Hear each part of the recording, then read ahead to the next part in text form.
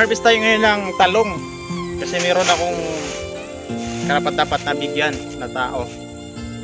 Matanda na po sila na wala na po silang hanap buhay. Magbigay po ako sa kanila ng mga gulay. Hindi lang po to kusang loob po to na bigyan sila. So tara, samahan niyo akong mag-harvest.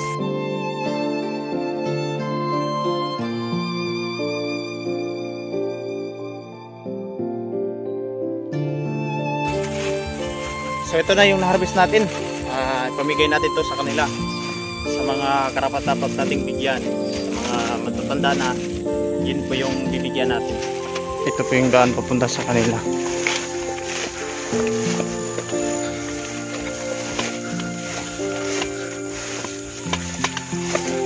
Yakpas.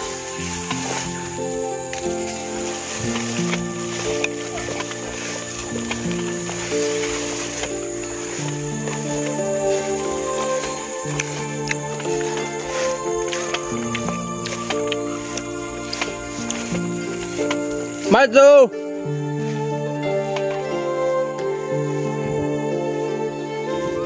Yo!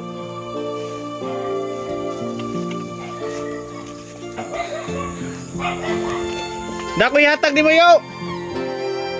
Taong! Hatag mo yan ha, mo?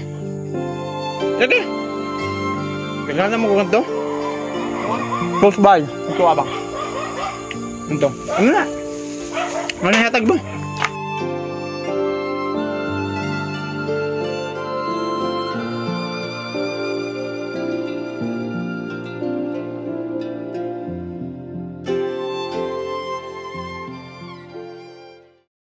You